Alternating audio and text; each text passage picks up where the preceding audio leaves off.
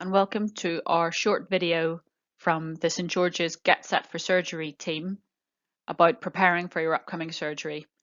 This short presentation is going to be about eating well before your surgery.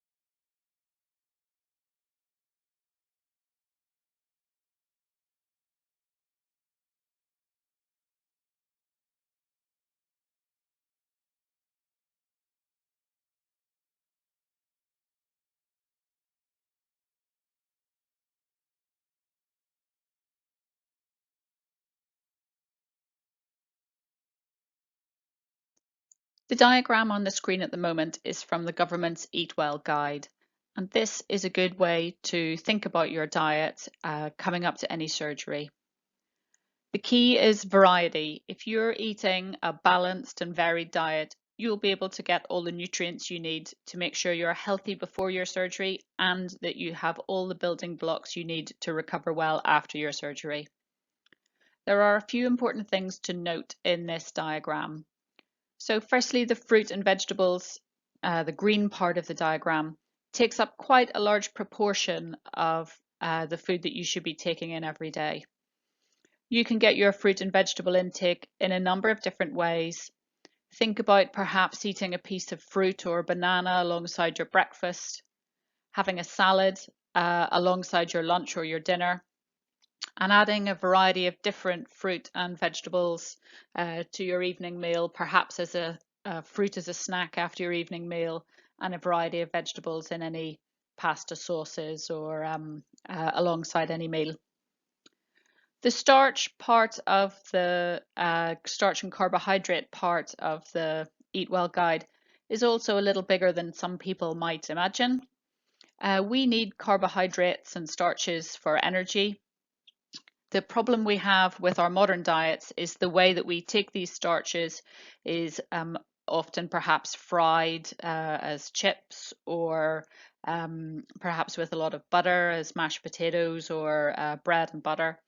It's important to think as you get this starch to eat it in as healthy a way as possible with as little fat as possible to make it as healthy as it can be to help you keep a normal weight and a normal body mass index. Looking at the protein part of the plate, we've got different nuts and pulses there. We've got fish. We've got different types of meat.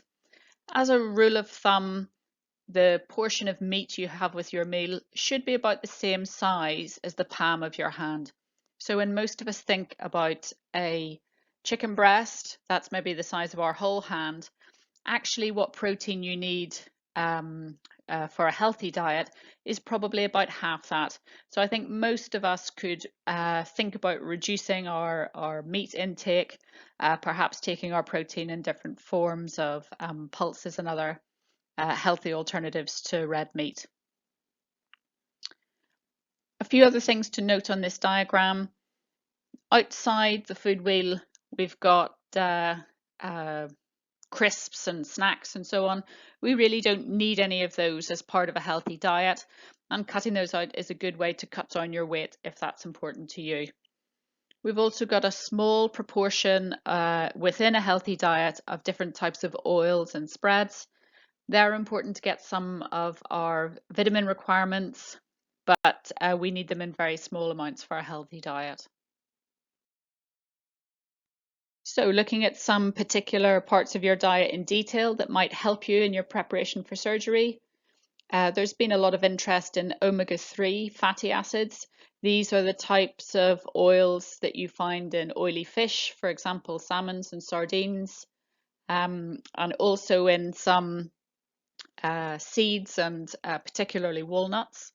These omega-3 fatty acids are thought to be very helpful in fighting inflammation and so are helpful to help the body heal after any surgery. So we recommend that you aim for 2 portions of fish each week.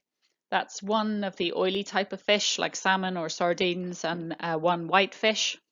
If you're not a fish eater, and I think there are some people around who don't like to eat fish, you could take a dietary supplement for omega-3 fatty acid.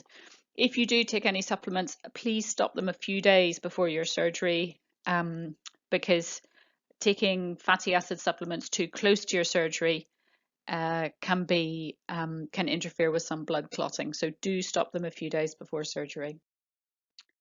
We often get asked about special diets for preoperative care other than the balanced diet and the omega fatty acids that we mention. There's no need for a special diet.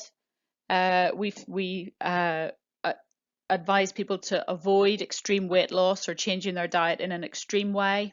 Healthy eating is best, and a variety of foods will ensure that you have all the nutrients you need to heal well after your surgery. If you're suffering from a small appetite, perhaps related to your illness, there are a couple of tips that you can use to increase your appetite. If you're worried about weight loss, please mention it to your doctor or nurse and ask to see a dietitian who can give you a little bit more detail about how to maintain a healthy weight if weight loss has been a problem for you. If you have any swallowing problems or food going down the wrong way or sticking, then it might be helpful to have a referral to a speech and language therapist to assess your swallowing to give you a little bit more help with that. Speak to your doctor or nurse and they'll be able to do that for you. So moving on from diet to alcohol, drinking above the recommended limits is linked to many different medical problems, and particularly patients who drink more than 4 units of alcohol a day are twice as likely to get post-operative complications than patients who don't drink alcohol at all.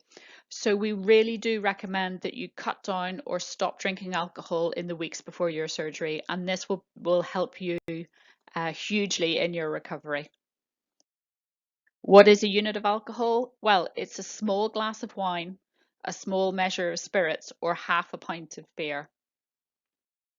So if you drink a can of super strength lager or a large alcopop or a pint of beer or a large glass of wine, this has significantly more than 1 unit of alcohol. So please measure carefully when you're calculating how much you drink and consider cutting down. Even just in the time before surgery, you can really help your recovery by doing that. As well as cutting down, alcohol-free days will help your body to recover. So staying underneath the 14 units a week is important, but also giving yourself 2 or 3 days that you have no alcohol at all will help your liver to recover and your body recover so that it can help the healing processes after your surgery. Here we have listed some tips and advice on how you can cut down drinking alcohol.